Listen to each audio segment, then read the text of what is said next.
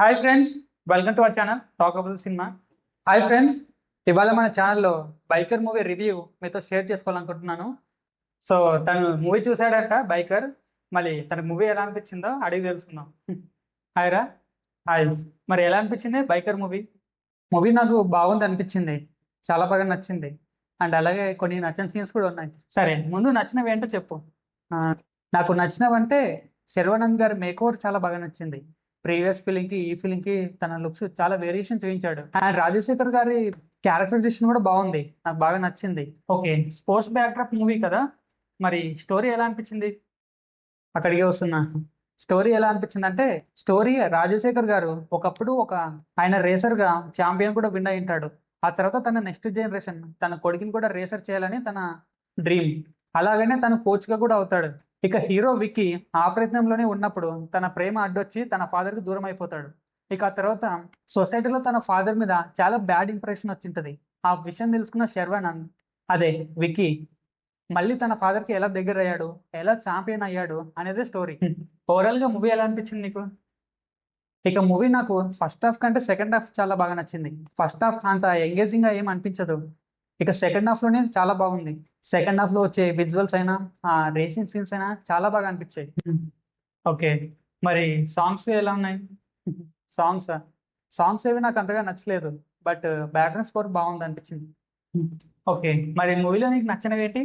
ఇక మూవీలో నాకు నచ్చినవి ఏంటంటే, సాయి ధరమ్ తేజ్ గారిది విన్నర్ మూవీ ఉంటది కదా, ఆ మూవీకి ఈ మూవీకి కొంచెం సిమిలర్ గా అనిపించింది. ఆ మూవీలో కూడా హీరో తన ఫాదర్ దూరం అయిపోతాడు తన తాత కారణంగా.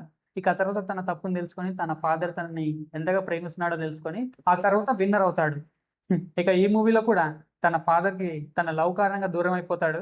మళ్ళీ తన తప్పును తెలుసుకొని ఫాదర్ కి దగ్గరై ఛాంపియన్ అవుతాడు. అండ్ విన్నర్ మూవీలో హీరో కోచ్ తన ఫాదరే. ఈ మూవీలో కూడా తన కోచ్ తన ఫాదరే. ఈ కారణంగా ఫాదర్ అండ్ సన్ ఎమోషన్ నాకు ఫ్రెష్ ఫీల్ ని ఇవ్వలేదు. మరి మూవీలో మిగతా క్యారెక్టర్స్ ఎలా ఉన్నాయి?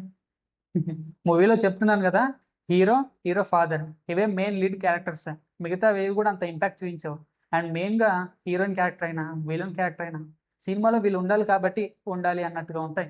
ఆ విలన్ క్యారెక్టర్ కూడా నాకేం అంతగా నచ్చలేదు.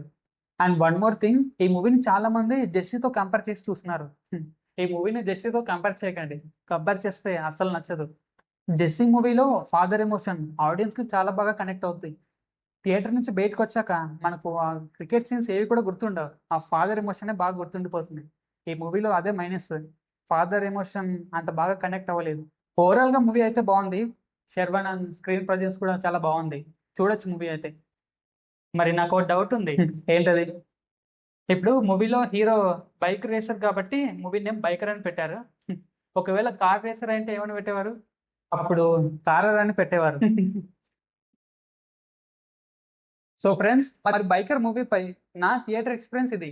మరి మీ థియేటర్ ఎక్స్పీరియన్స్ ఏంటి? సినిమా చూసారా? చూస్తే ఎలా అనిపించింది కామెంట్లో చెప్పండి. అలాగే వీడియో నచ్చితే మర్చిపోకుండా లైక్ చేయండి.